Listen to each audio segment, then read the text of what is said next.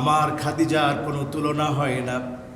আমার খাদিজা ছিল আমার দুঃখের দিনের সঙ্গিনী, তোমরা আমার সুদিনের সঙ্গিনী। ভারতের সাথে আমাদের দেশের দেশীয় সম্পর্ক এত বেশি, কিন্তু এত বেশি সম্পর্কের পর রেজাল্ট কি? হঠাৎ পেঁয়াজের দাম বেশি, ঠিক কিনা? এত বেশি সম্পর্কের পর রেজাল্ট কি?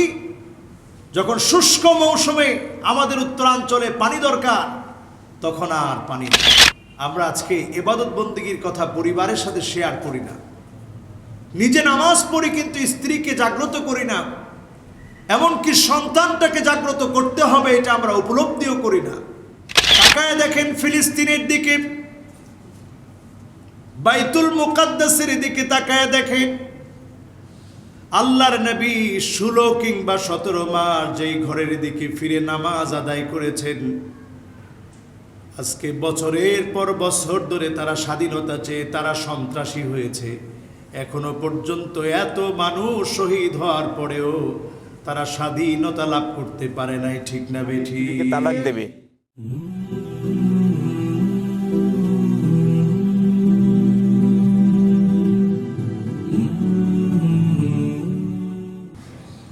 আল্লাহ তাবারাকা ওয়া তাআলার আলিশান দরবারে আজিমে শুকরিয়া আদায় করছি যে মহান রব্বে করিম আজকে আমাদেরকে আল জুমআ আল মুবারাকাতে আসার, বসার, বলার এবং শোনার মতো তৌফিক আল্লাহ পাক দান করলেন।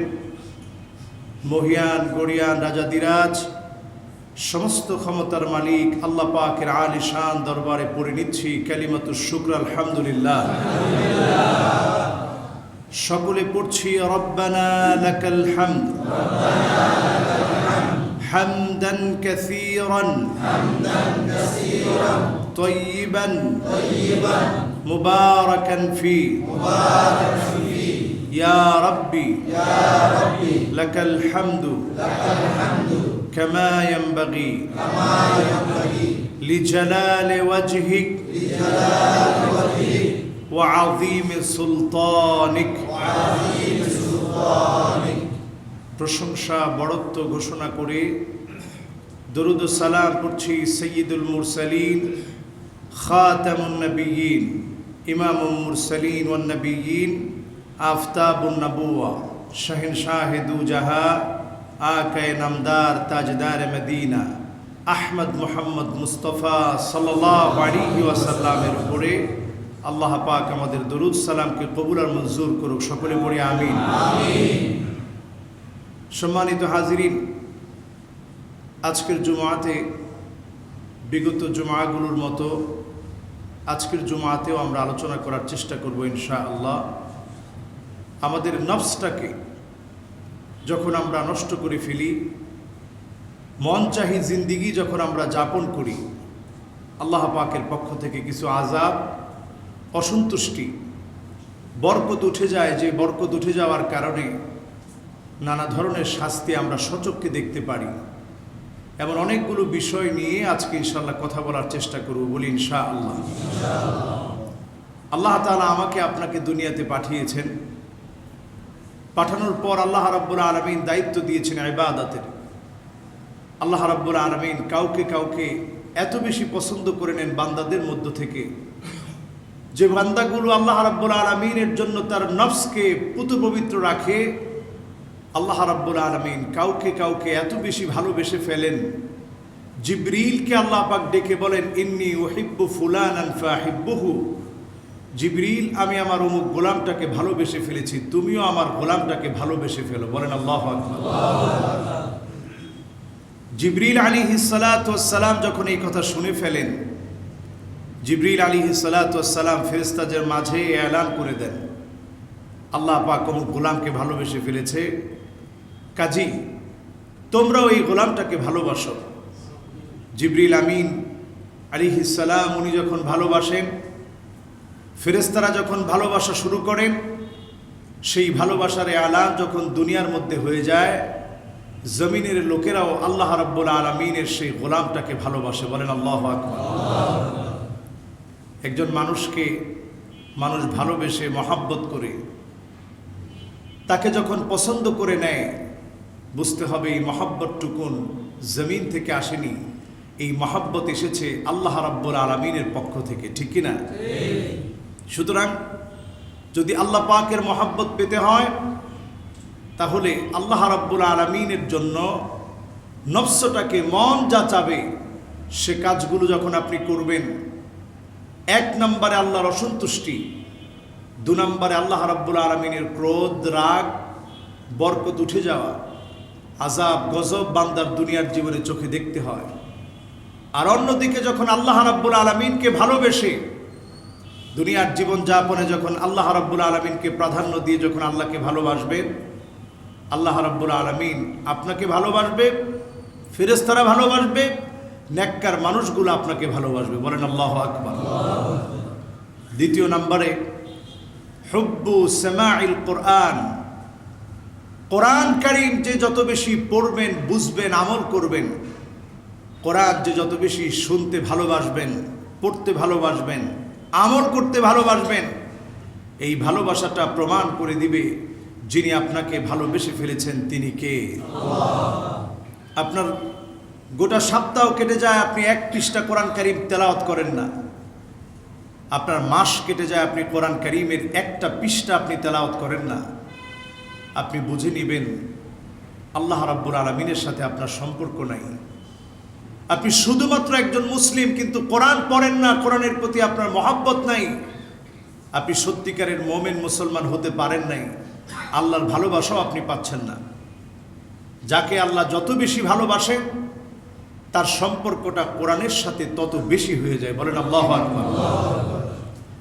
ইবনে মাসউদ রাদিয়াল্লাহু তাআলা আনহুকে ডেকে আল্লাহর হাবিব বলতেন, ইকরা আলাইয়াল কোরআন। ইবনে মাসউদ আমার সামনে কোরআন তেলাওয়াত করে শোনাও। ইবনে মাসউদ অবাক হয়ে যেতেন, ইয়া রাসূলুল্লাহ কেমন করে কোরআন শোনাবো? আকরাউ আলাইকাল কোরআন ওয়া আলাইয়া উনজিল। আপনার সামনে কোরআন কারীম তেলাওয়াত করে শোনাবো, এই কোরআন তো আপনার কাছে অবতীর্ণ হয়। আল্লাহর নবী সাহাবায়ে কেরামের কাছ থেকে এইভাবে করে পড়া শুনতে চাইতেন। বৃদ্ধ সাহাবী আল্লাহর নবীর কাছে এসেছে, ইয়া রাসূলুল্লাহ আকরিনি মিনাল কোরআন, কোরআন থেকে আপনি আমাকে পড়া শেখান, আমাকে শোনান। আল্লাহর নবী বললেন, পড়ো। আলিফ লাম রা। সাহাবী বলছে, ইয়া রাসূলুল্লাহ বড় সূরা আমি পারবো না, এটা আমার জন্য কঠিন হয়ে যাবে। আল্লাহর হাবিব বললেন, তাহলে পড়ো সাদ। সাহাবী বললেন, ইয়া রাসূলুল্লাহ কঠিন হয়ে যাবে, আমি পারবো না। আল্লাহর হাবিব বললেন, তাহলে মুসাব্বিহাত, আল্লাহর তাসবিহ বর্ণিত হয়েছে এমন সূরা দিয়ে শুরু করা যাক, পড়ো। সাব্বিহ ইসমা রাব্বিকাল আ'লা। সাহাবী বলছে, ইয়া রাসূলুল্লাহ এটাও আমার জন্য কঠিন মনে হচ্ছে। আল্লাহর হাবিব বললেন, তাহলে পড়ো ইদা জুলজিলাতিল আরদু জিলজালাহা। সাহাবী এবার তেলাওয়াত শুরু করলেন, শেষ পর্যন্ত তেলাওয়াত করলেন। আল্লাহর হাবিবের সামনে দাঁড়িয়ে বললেন, আল্লাহর কসম করে বলছি, লা আযীদু আলাইহা আবাদা। এই সূরা জিলজাল আমি তেলাওয়াত করলাম, এর উপরে কোনো কিছু আমি বাড়াবো না, কমাবো না, আমল করার চেষ্টা করব।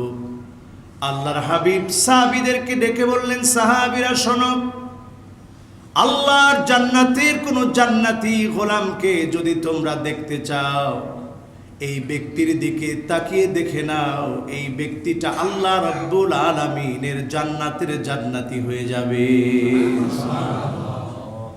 একটি সূরাকে ভালোবেসে আমল করার দ্বারা সাহাবায়ে কেরাম জান্নাতি হয়েছে। একজন সাহাবী, উনাকে দায়িত্ব দেওয়া হলো নামাজ পড়ানোর জন্য। সাহাবী নামাজ পড়াতে গিয়ে প্রতি রাকাতেই সূরা ইখলাস পড়ে। সাহাবায়ে কেরাম রিদওয়ানুল্লাহি আলাইহিম আজমাইন এসে রাসূল সাল্লাল্লাহু আলাইহি ওয়াসাল্লামকে বললেন, ইয়া রাসূলুল্লাহ উনি সব দিক থেকে ভালো, উনি মুত্তাকি, পরহেজগার, আমাদের চাইতে কোরআন তেলাওয়াত ভালো, কোরআনের জ্ঞান আমাদের চাইতে বেশি, কিন্তু উনি প্রতি রাকাতেই সূরা ইখলাস পড়ে।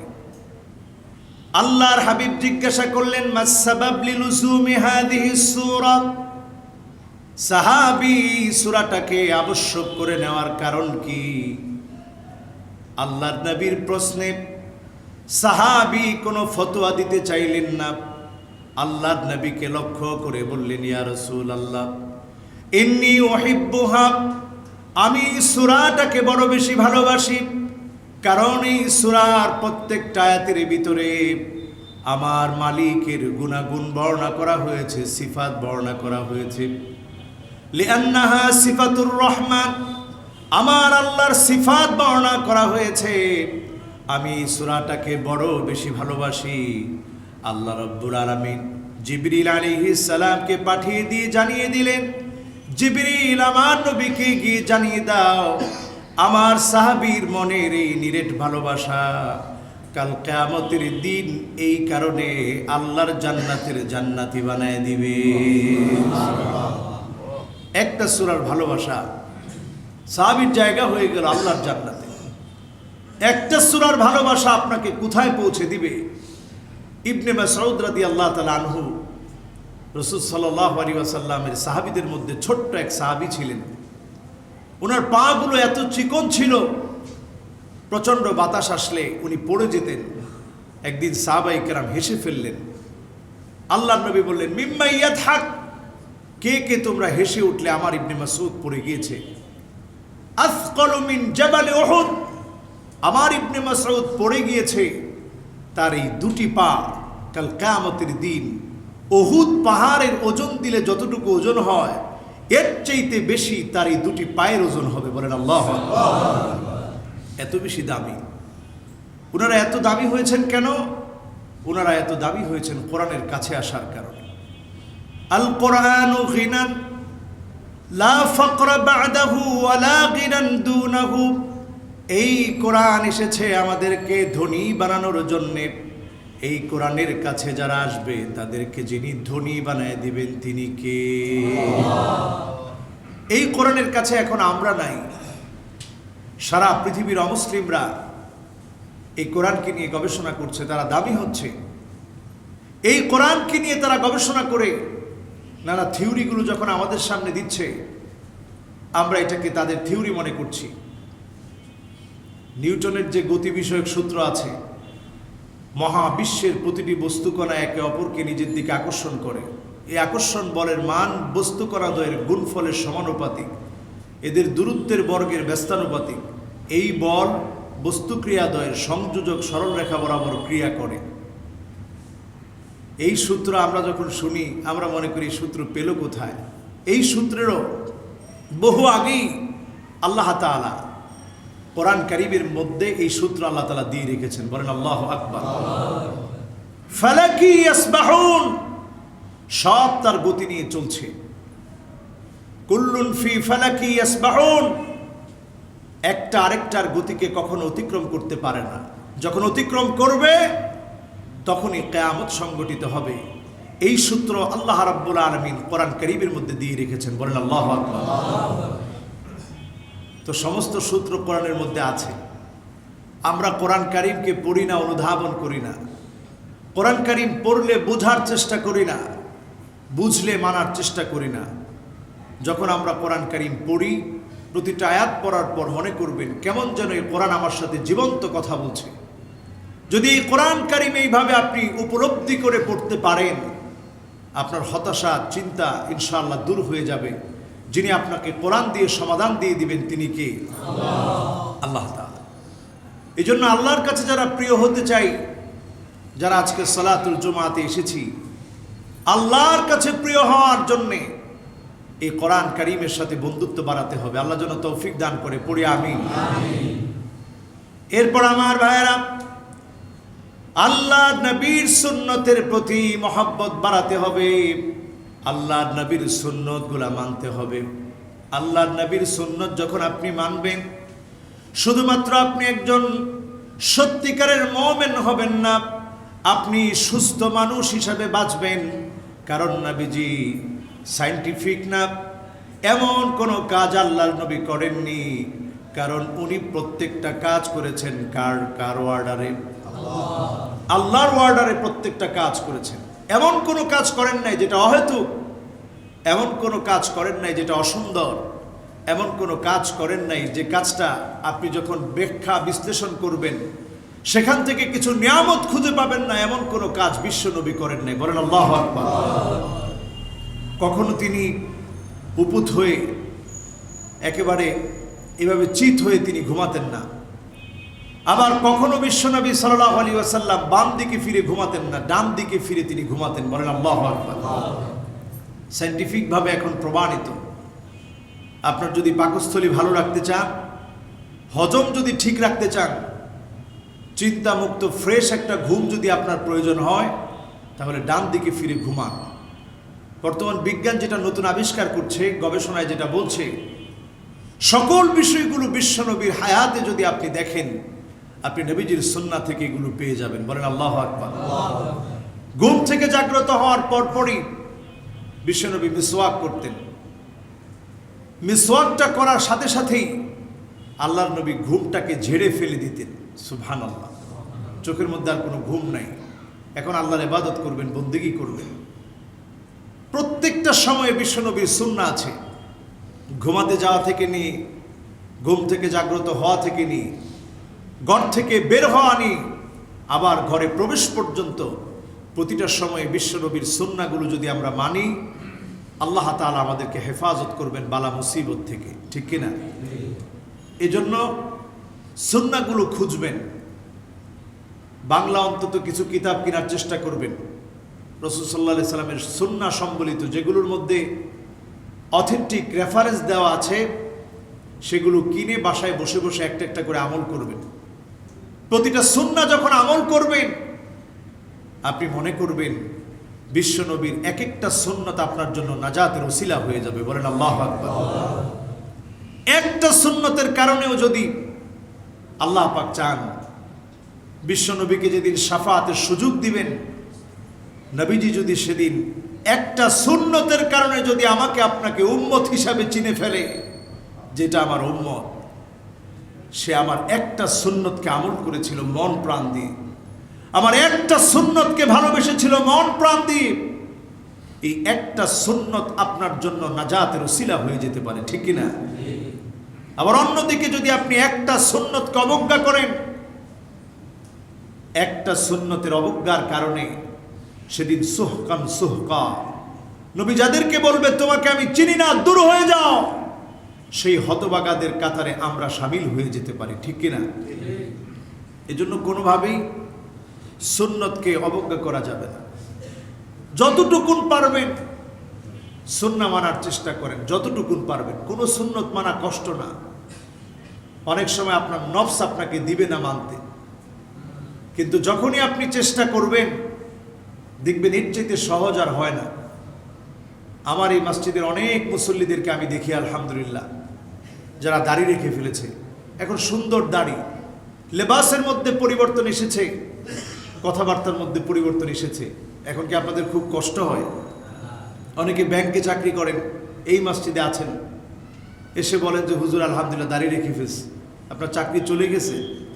আপনার চাকরি চলে যায় না, আপনার সম্মান কমে নাই, বরং আপনার সম্মানকে আল্লাহ তাআলা বাড়িয়ে দিবেন দুনিয়াতে এবং আখিরাতে। বলেন ইনশাআল্লাহ। সুন্নত মানেন। সুন্নত মানলে আল্লাহ পাক আপনাকে ভালোবাসবে। আপনি সুন্নত মানলেন নবীকে ভালোবেসে, আর আল্লাহ রাব্বুল আলামিন আপনাকে ভালোবেসে ফেলবে। বলেন আল্লাহু আকবার।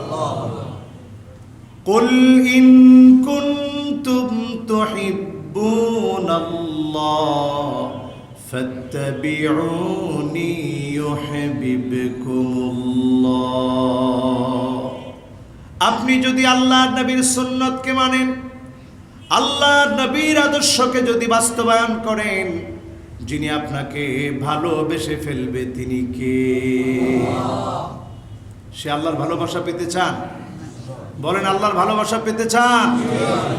আল্লাহর ভালোবাসা পাওয়ার জন্যে প্রত্যেকটা জায়গাতে সুন্নাহ মানার চেষ্টা করবেন। আমরা পারিবারিক ক্ষেত্রে অনেক সময় অসফল হই, সাংসারিক জীবনে সফলতা পাই না, সব জায়গায় সম্মান পেলেও সংসারে সম্মান পাই না। এটার অন্যতম কারণ আমরা রাসূল সাল্লাল্লাহু আলাইহি সাল্লামের সুন্নাহটাকে সাংসারিক জীবনে কখনো অ্যাপ্লাই করি না।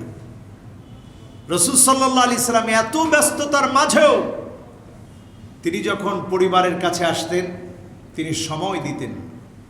বাড়িতে ঢোকার আগেই তিনি ছোট্ট খাদেম হযরত আনাস রাদিয়াল্লাহু তাআলা আনহুকে দিয়ে খবর পাঠিয়ে দিতেন, গিয়ে বলো আমি বাড়ি আসছি। আল্লাহর নবীর স্ত্রীরা বিশ্ব নবীর বাড়ি আসার সংবাদ শুনে সবাই যার যার ব্যস্ততা রেখে বিশ্ব নবীর জন্য অপেক্ষা করত। বলেন আল্লাহু আকবার।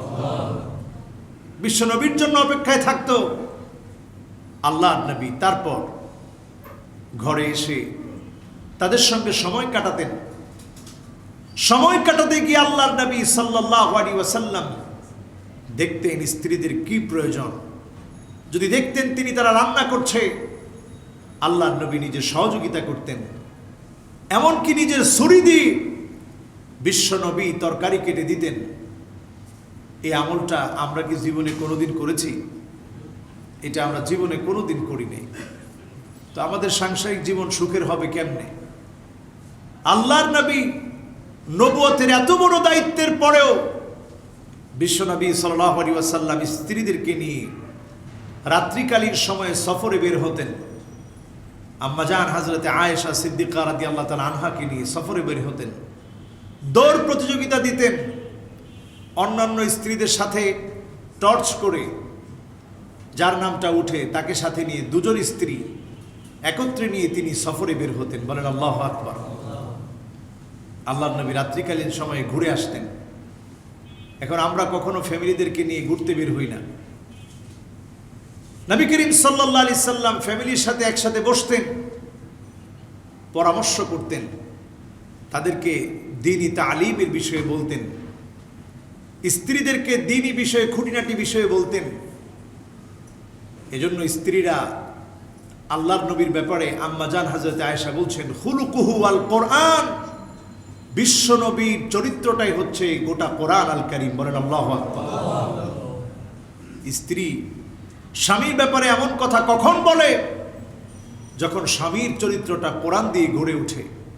নবীজির চরিত্রটা ঠিক কোরআন যেমন বলছে নবীজির চরিত্রটা ছিল এমন।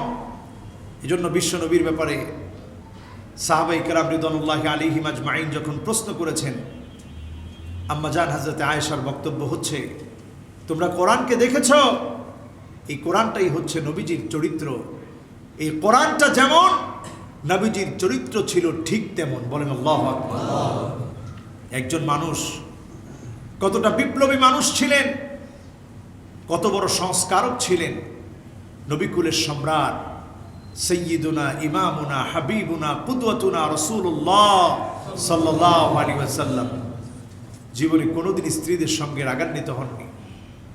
একদিন আম্মাজান হযরত আয়েশা সিদ্দিকা রাদিয়াল্লাহু তাআলা আনহা রাগ করে, ছোট্ট মানুষ, একটি পাত্র তিনি হাত থেকে ছেড়ে দিলেন, ভেঙে গেল।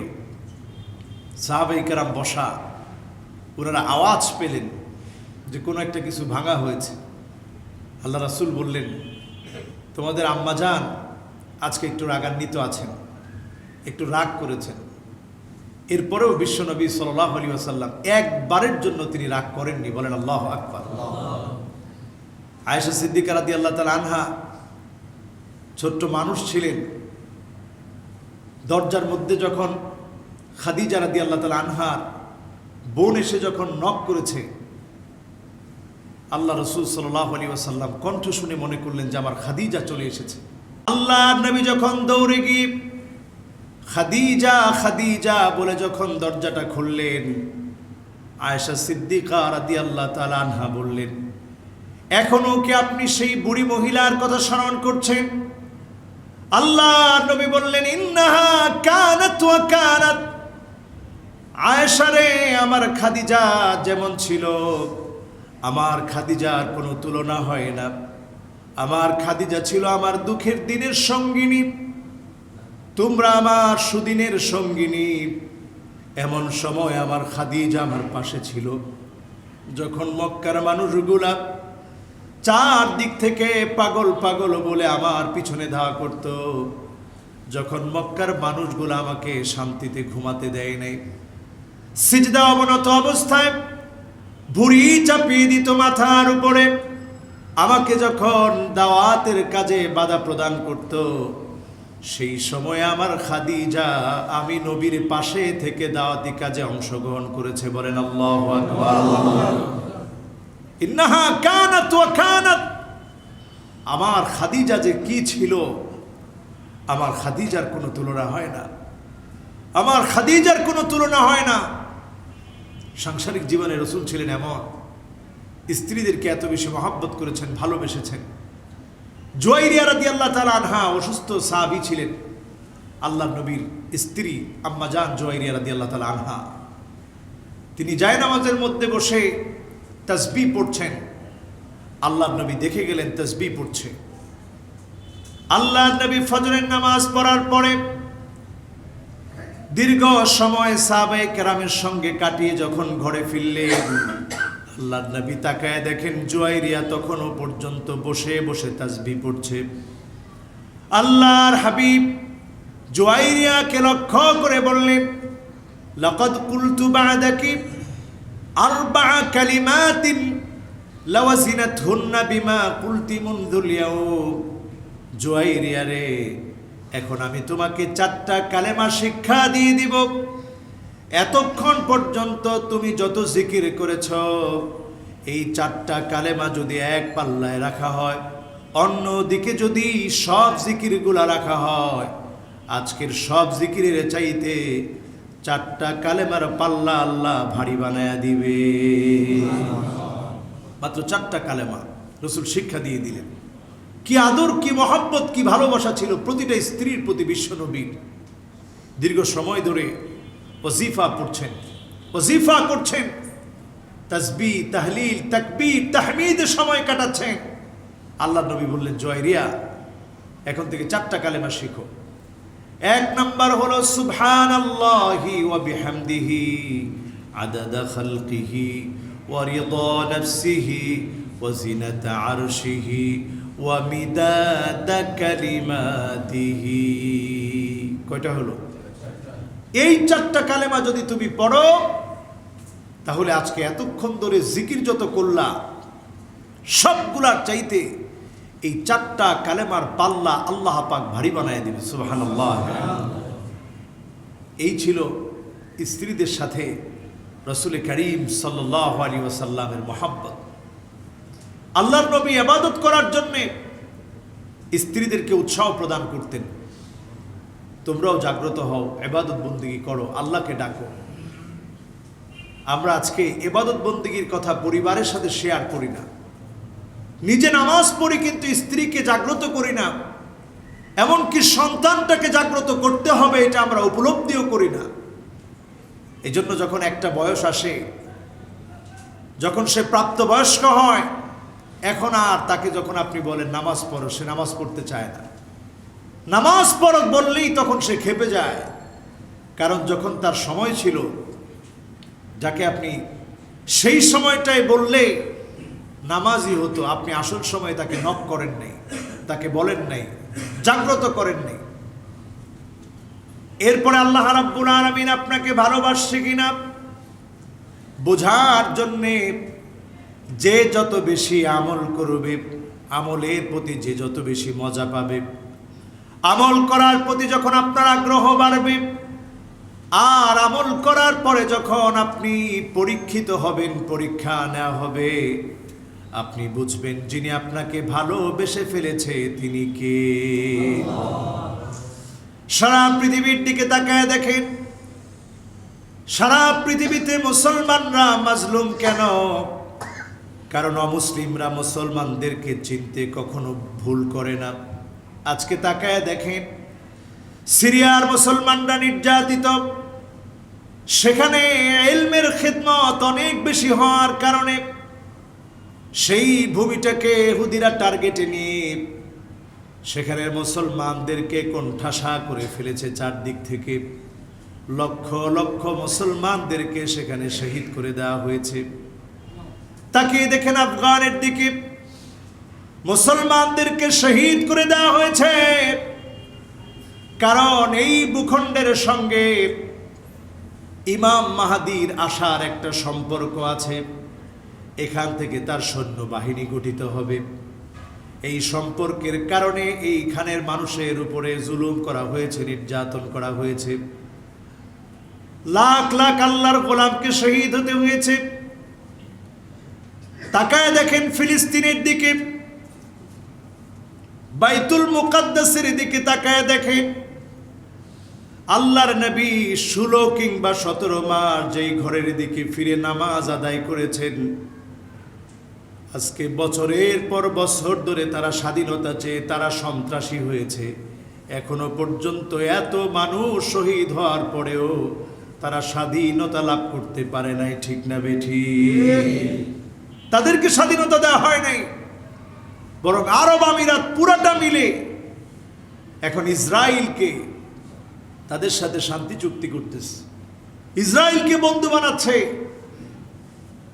বলতে না বলতেই এক সপ্তাহ ঘুরতে না ঘুরতে বাহরাইনও তাদের পথে হাঁটছে। সামনে দেখবেন আরো অনেক দেশ যাদেরকে আমরা মাথার তাজ মনে করি, এরকম বহু দেশ দেখবেন তাদের সঙ্গে তাল মিলিয়ে কথা বলছে। অলরেডি কাতারের জন্য সৌদি আরবের আকাশ সীমা বন্ধ থাকলেও ইসরায়েলের জন্য বন্ধ নাই, ইসরায়েলের জন্য খোলা। যখন মুসলমানদের এই দুরবস্থা, এটা কেন? কারণ যে দেশের মানুষগুলো যত বেশি দিনের পথে হাঁটবে তাদেরকে অনেক পরীক্ষা দিতে হবে। এই পরীক্ষার পথ পাড়ি দিয়ে আল্লাহ রাব্বুল আলামিন দিনকে বিজয়ী শক্তি হিসেবে দিনকে আল্লাহ প্রতিষ্ঠিত করে দিবেন ইনশাআল্লাহ। দেখুন, সেদিন রজব তাইয়েব এরদোগানের একটা ব্রিফিং শুনলাম এবং ট্রান্সলেশনটা দেখলাম, অবাক হয়ে গেলাম। তিনি বলছেন যে আমার বিরোধীদের ব্যাপারে কখনো আমি কথা বলি না, তারপরেও আজকে তাদের বিরুদ্ধে আমি একটা কথা বলতে চাই, যে আমি আমার মেয়েকে নিয়ে যখন কোনো একটা বিয়ের অনুষ্ঠানে, আমার মেয়ে শুধু একটু হিজাব করা ছিল, একটু হিজাব করার কারণে আমার মেয়েকে বিবাহের অনুষ্ঠান থেকে ফিরিয়ে দেওয়া হয়েছে। আর সে আমি রজব তাইয়েব এরদোগান। এখন আমার দেশে কোন নাগরিককেই হিজাবের জন্য কোনো বাধা প্রদান করা হচ্ছে না, বলেন আল্লাহু আকবার। আমি রজব তাইয়েব এরদোগান আমার মেয়েকে পর্যন্ত বিবাহের অনুষ্ঠানে ঢুকতেই দেয়নি। সেখানে এখন আমার দেশের এতটুকু পরিবর্তন তো আমি করতে পেরেছি, কোন নাগরিককে এখন হিজাবের জন্য কোনো জিজ্ঞাসিত হতে হয় না। যে কোনো জায়গায় হিজাব পরা যায়, হিজাব করা যায়, পর্দানিসীন থাকা যায়, কোনো নিষেধাজ্ঞা নাই। আল্লাহু আকবার। ফ্রান্স এখন বিরুদ্ধাচরণ করছে, গ্রিস লেগে যাচ্ছে। কারণ মনে রাখবেন, কোন অমুসলিমরা মুসলমানের কোনো দিনের বন্ধু হতে পারে না। ভারতের সাথে আমাদের দেশের দেশীয় সম্পর্ক এত বেশি, কিন্তু এত বেশি সম্পর্কের পর রেজাল্ট কি? হঠাৎ পেঁয়াজের দাম বেশি, ঠিক কিনা? এত বেশি সম্পর্কের পর রেজাল্ট কি? যখন শুষ্ক মৌসুমে আমাদের উত্তরাঞ্চলে পানি দরকার, তখন আর পানি নাই। আর যখন পানি মারাত্মক আযাব আর গজব হয়ে আসার, তখন বন্যা হয়ে আমাদের দেশে ঢুকে, ঠিক না বেঠি? এই হচ্ছে সম্পর্ক। ইলিশ মাছ দেওয়ার পর তাদের পেঁয়াজ আমাদের জন্য বন্ধ। ইলিশ মাছ খাওয়ার জন্য পেঁয়াজের দরকার আছে না নাই? আছে। কিন্তু ইলিশ মাছ আমরা দিয়েছি, কিন্তু তাদের কাছ থেকে পেঁয়াজ আসে নাই। এই হচ্ছে অমুসলিমদের সাথে আমাদের সম্পর্ক। অমুসলিমদের সাথে কোনোদিন মুসলমানের বন্ধুত্ব হতে পারে না। যত দিন যাবে তত দেখবেন আল্লাহর নবীর হাদিসের বাস্তবতা, আল্লাহর নবীর হাদিসের বাস্তবতা দেখবেন। যত দিন যাবে দেখবেন অমুসলিমরা কিভাবে আমাদের বিরুদ্ধাচরণ শুরু করে। কারণ তারা টের পাচ্ছে যত দিন যাচ্ছে কিয়ামতের সময়টা কাছে না দূরে। এই কাছের সময়ে নানা ধরনের বিষয়গুলো আপনাদের চোখে পড়বে। এই যে আপনারা দেখেছেন গত বুধবার থেকে হাটহাজারী মাদ্রাসার যে সমস্যার সৃষ্টি হলো, এই বাংলাদেশের উম্মুল মাদারিস খ্যাত মাইনুল ইসলাম হাটহাজারী মাদ্রাসা, এটা সমস্ত মাদ্রাসার, বাংলাদেশের সমস্ত মাদ্রাসার একটা প্রাণ কেন্দ্র।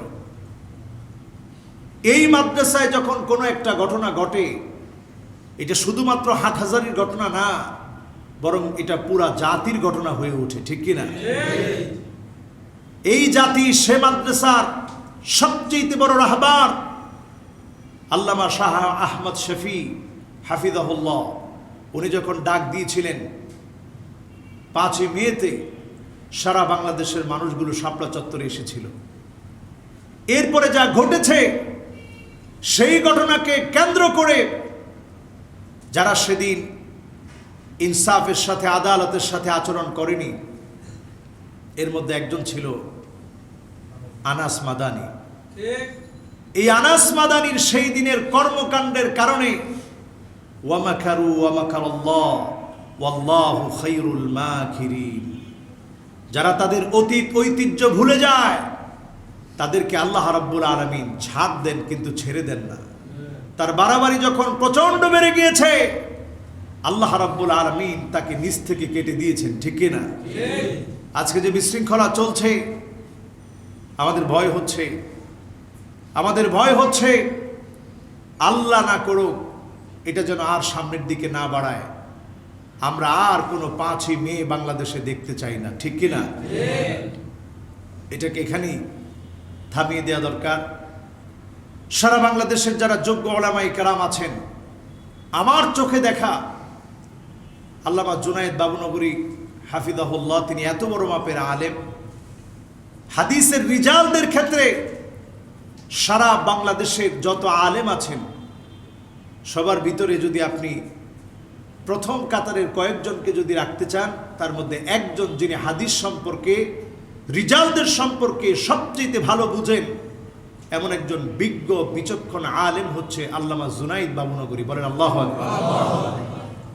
এরা পারিবারিকভাবেই আলেমদের বংশ। ওনার বাবা হচ্ছে, ওনার মামা হচ্ছে মুহিবুল্লাহ বাবুনগরী, তিনি বাবুনগর মাদ্রাসার প্রতিষ্ঠাতা।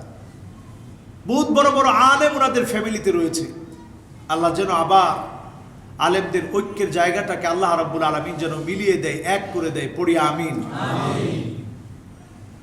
আলেমদের ক্ষতি দেখে যদি কেউ খুশি হয়, তাহলে বুঝতে হবে এই বিভাজন শুধু আলেমদের মাঝে না, সাওয়াদুল আদম যাদের সাথে মিলে থাকতে বলেছেন নবী করিম সাল্লাল্লাহু আলাইহি ওয়াসাল্লাম, যখন দেখবেন যে এদের মধ্যে সমস্যার সৃষ্টি হয়েছে, তখন আল্লাহর কাছে দোয়া করতে হবে, আল্লাহ যেন দ্রুত এটা মিটিয়ে দেয়। পড়ি আমিন। পরীক্ষা চলছে সারা দুনিয়ায়, এই পরীক্ষার মধ্যেই উত্তীর্ণ হতে হবে মুসলমানদেরকে। সর্বশেষ হুসনুল খাতিমা। দুনিয়ায় আমরা এসেছি যাওয়ার জন্যে, দুনিয়ায় চিরকালের জন্য কেউ আসেনি। যারাই মনে করবে দুনিয়া চিরকালের জন্য এসেছে, তাদের পরিণতি হবে কখনো কখনো নমরুদ এবং ফেরাউনের মতো, ঠিক কিনা? দুনিয়ায় চিরকালের জন্য কেউ আসেনি। এই পৃথিবীতে যত নাস্তিক আছে, যত আস্তিক আছে, এই পৃথিবীর যত সেকুলার আছে, যত বাম রাম যাই বলি না কেন, সবাই একটা জায়গায় এসে এক মৃত্যু নামক ধ্রুব সত্য, চিরসত্য, মহাসত্য, আশ্চর্যজনক এক সত্য, তার নাম মৃত্যু। এই মৃত্যু থেকে কেউ কোনোদিন রেহাই পায়নি, পেতেও পারে না, রেহাই পেতে পারে না। সেই মৃত্যুর জন্য প্রস্তুতি নিতে হবে। আল্লাহ যাকে ভালোবেসে ফেলেন, তার মৃত্যু এমন সময় হয়ে যায়, আল্লাহ রাব্বুল আলামিন জীবনের শেষ সময়ে এসে তাকে কোনো না কোনো একটা ভালো কাজ করার সুযোগ দেন। আইওয়াফিকাহু বিআমালিন সালিহিন ক্বাবলা মাউতিহি, আইওয়াফিকাহু বিআমালিন সালিহিন, আইওয়াফিকাহু বিআমালিন সালিহিন ক্বাবলা মাউতিহি। তার মৃত্যুর আগেই আল্লাহ রাব্বুল আলামিন কোনো না কোনো একটা ভালো কাজ করার পরে আল্লাহ পাক তাকে মৃত্যুর জন্য ডাক দিয়ে দিবে। বলেন আল্লাহু আকবার। আল্লাহর কত গোলাম এখন ভিডিওতে দেখবেন, ইউটিউবে আছে, ফেসবুকে আছে, নামাজ পড়ার জন্য দাঁড়িয়েছে, আল্লাহ পাক ডাক দিয়ে দিয়েছে, চলে গিয়েছেন দুনিয়া থেকে। যারা সেদিন নারায়ণগঞ্জে নামাজরত অবস্থায় ছিল তারা জানতো না আজকের মৃত্যুটা আমাদের এমনভাবে হঠাৎ করে আসতে পারে। আমরা সবাই মনে করি মৃত্যুটা কয়েক বছর পরে আসবে, কেউ এইটা চিন্তা করতে পারি না যে এখনই আমার জন্য মৃত্যুটা চলে আসতে পারে, ঠিক কিনা? এই যে কথা বলতেছে, এখন যদি বাস্ট হয়ে যায়, যদি আমরা মরে যাই, আমাদের শেষ কথাটা যদি কোরআনের জন্য হয়, এর চাইতে বড় সৌভাগ্য আর কি হতে পারে? যারা আজকে আসছি বসছি, আল্লাহর কত পছন্দের গোলাম আপনারা এখানে যারা বসেছেন, এই বসাটাই শেষ বসা হতে পারে, এই চিন্তা করে আমরা কয়জন বাসা থেকে বের হই? আমরা চিন্তা করি আরো কয়েকটা বছর বাঁচবো, তওবা করব। এজন্য সকল ক্ষেত্রে বিশ্বনবী সাল্লাল্লাহু আলাইহি সাল্লাম দোয়া করতেন, কারণ সেই বসাটা, সেই চলাটা, সেই বাসায় প্রবেশ করাটা যদি শেষ প্রবেশ করা হয়, সেই বিদায় নেওয়াটা যদি শেষ বিদায় হয়, এজন্য সবসময় রাসূল দোয়া পড়তেন, হুসনুল খাতিমা, শেষটা যেন আমাদের ভালো হয়। এজন্য সর্ব অবস্থায় দোয়ার মধ্যে থাকা, ইবাদতে থাকা, বন্দেগীতে থাকা, চিন্তা করা যে আল্লাহ আমি অনেক গুনাহগার, যে কোনো সময় মৃত্যু হতে পারে। সাধারণ একটা বাচ্চা দেখবেন তার মায়ের কাছে কোনো কিছুর আবদার জানালে মায়ের জামাটা টেনে ধরে, বাবার কাছে তার সন্তান কোনো আবদার জানালে জামাটা টেনে ধরে, চিৎকার করে কাঁদতে থাকে, কত অনুনয় বিনয় করে বাবার কাছে সে জিনিসটা চাইতে থাকে। কয়দিন আল্লাহর কাছে এইভাবে আমরা চেয়েছি? কয়দিন আল্লাহর কাছে আকুতি মিনতি করে চেয়েছি? আল্লাহ তাআলা আমাদেরকে দিচ্ছেন কেন? কারণ তিনি আমাদেরকে মায়া করেন। যাদেরকে মায়া করেন তাদেরকে আল্লাহ শেষ ভালো দেন। আজকেও আমার অত্যন্ত কাছের এক মুসল্লির বাবা দুনিয়া থেকে বিদায় নিয়েছেন, এখানেও একটা জানাজার নামাজ হবে। এই যে জানাজার নামাজ আমরা পড়ছি, কি শিক্ষা নিয়ে বাড়ি যাচ্ছি? আজকে এই মানুষটার সন্তান রয়ে গেছে, সন্তান সন্তানের জায়গায় আছে। ইন্না বুয়ুতাকুম ক্বাদ সাকানাহা গায়রুকুম, এই ঘরের মধ্যে অন্যজন কয়েকদিন যেতে না যেতেই সেম জায়গাতে, সেম খাটে, ওই তুষকে, ওই বিছানায় ঘুমাতে শুরু করবে। ওয়া ইন্না আওলাদাকুম ক্বাদ ইকতাসামাহা, আর ওয়া ইন্না আমওয়ালাকুম ক্বাদ ইকতাসামাহা আওলাদুকুম, সন্তান সন্ততি যারা আছে সম্পত্তি বন্টন করে ফেলবে। তো আমাদের খবর তো এইটা, আমাদের ঘর আরেকজনের ঘর হয়ে যায়, আমাদের সম্পদ আরেকজন ভাগাভাগি করে নিয়ে যাবে, আমার করার আর কিচ্ছু থাকবে না, শুধু আমার সাথে যাবে আমার আমলটা। শুরু হয়ে যাবে নতুন আরেকটা জীবন, যেই জীবনটা চূড়ান্ত সফলতার আর বিফলতার জীবন। যদি সফল হন সফল, আর যদি বিফল হন আল্লাহ ভালো জানে কিভাবে আল্লাহ মুক্তি দিবে সেখান থেকে। আজকের জানাজা থেকে আমরা যেন জীবন পরিবর্তন করতে পারি, পড়ি আমিন। জানাজার নামাজ পড়লেই কেরাত পরিমাণ সওয়াব হয়। সাহাবায়ে কেরাম প্রশ্ন করলেন, ইয়া রাসূলুল্লাহ মাল কেরাত, কেরাতটা কি জিনিস? আল্লাহর নবী বললেন, মাসালুল জাবালাইনিল আযীমাইন, কেউ যদি জানাজার নামাজ পড়ে এক কেরাত পরিমাণ সওয়াব হবে। জানাজার নামাজ পড়ল, আবার তারপরে জানাজার নামাজের পরে দাফন কাফন পর্যন্ত সাথে গেল, তার 2 কেরাত পরিমাণ সওয়াব হবে। রাসূল বললেন, এই 2 কেরাত মানে 2টা উহুদ পাহাড় পরিমাণ সওয়াব আল্লাহ পাক তাদেরকে দান করবে। সুবহানাল্লাহ। এত সওয়াব কেন? কারণ জানাজার নামাজের মধ্যে মনটা পরিবর্তন হয়। এখান থেকে বড় একটা শিক্ষা মানুষ পেয়ে যায়, সাল্লু ক্বাবলা আন তুসাল্লা আলাইক, নামাজ পড়ো, একদিন তোমার উপরে নামাজ দাঁড়ায় যাবে, তোমার শেষ বিদায়ের নামাজ দাঁড়ায় যাবে। শেষ বিদায়ের নামাজটা যেদিন দাঁড়ায় যাবে, সেদিন চাইলেও তুমি আর নামাজ পড়তে পারবে না। যেদিন শেষ বিদায়ের নামাজটা দাঁড়ায় যাবে, সেদিন চাইলেও তুমি আর কোনো দিনের জন্য নামাজ পড়তে পারবে না, আর দাঁড়াতে পারবে না। এখান থেকে বড় একটা শিক্ষা এটি, সল্লু, নামাজ পড়ো, ক্বাবলা আন তুসাল্লা আলাইক। নামাজ যেদিন দাঁড়ায় যাবে, দাঁড়িয়ে গেলে আর নামাজ পড়া যায় না। যিনি দুনিয়া থেকে চলে গেলেন, আর কি কোনোদিন নামাজ পড়তে পারবে? শেষ। আমরা যারা জীবিত আছি, আল্লাহ তাআলা যেন আমাদেরকে নামাজি দিনদার হিসেবে আল্লাহ কবুল করে, পড়ে আমিন। আল্লাহ যেন আমাদের গুনাহ খাতাগুলোকে মাফ করে দেয়, সকলে পড়ি আমিন। সুবহানাকা আল্লাহুম্মা ওয়া বিহামদিক আশহাদু আল লা ইলাহা ইল্লা আনতা আস্তাগফিরুকা ওয়া আতুবু ইলাইক। ওয়াসসালামু আলাইকুম ওয়া রাহমাতুল্লাহি ওয়া বারাকাতুহু।